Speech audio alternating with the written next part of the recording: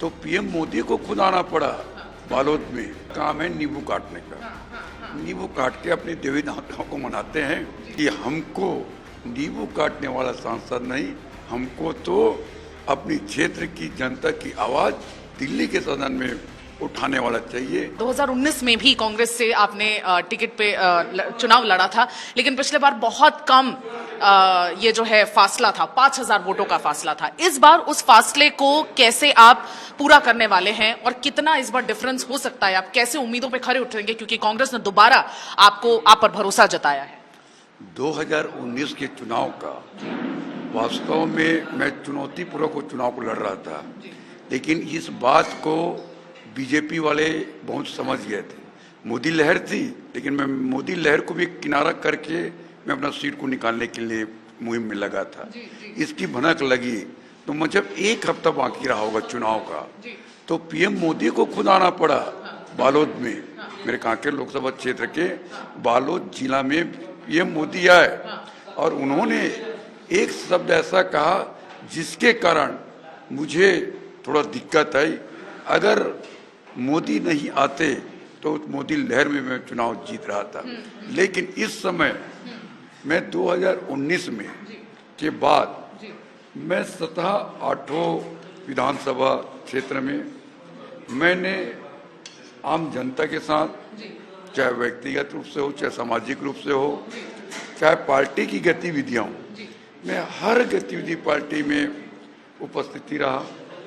चाहे वो व्यक्तिगत कहूँ, चाहे दुख की बात हो, चाहे सुख की बात हो, चाहे कोई भी क्षेत्र की बात हो, मैंने जाने का प्रयास किया और मैं गया, जिससे मेरी पॉपुलैरिटी बढ़ती गई, जिसका परिणाम आज 2024 के लोकसभा के आम चुनाव में आपको किस बात का महसूस हो रहा होगा। और निश्चित ही मेरा एक प्रयास है कि अभी का जो चुनाव है ये केवल और केवल हिंदुत्व के ऊपर चुनाव लड़ रहे हैं, ना कि मोदी। कांकेर लोकसभा को मोदी के नाम लेना भूल गए हैं, केवल अब हिंदुत्व को नाम लेना चालू कर रहे हैं।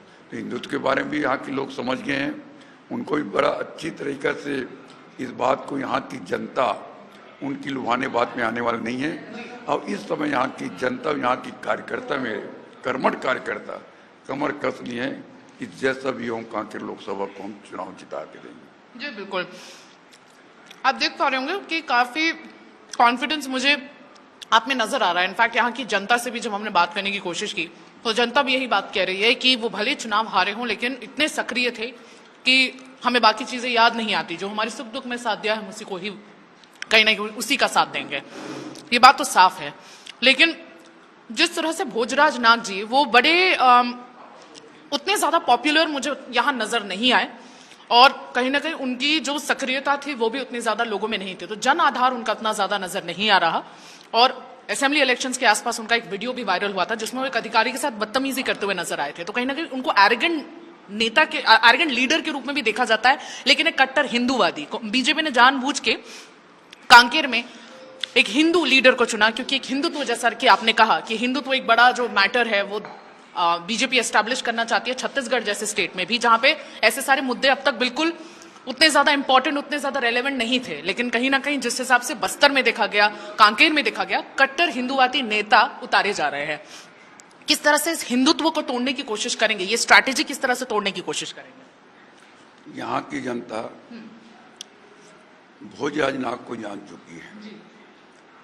भोजराज नाग एक तो उनके पढ़ाई लिखाई में नहीं जाता, वो 8वीं पास हैं, और गांव का वो हमारे तरफ बस्तर में उनको भगत बोलते हैं। भगत जो देव उनको आता है, देवी आता है, देव आता है, तो उनका काम है नींबू काटने का। नींबू काट के अपने देवी देवताओं को मनाते हैं और काम करते हैं।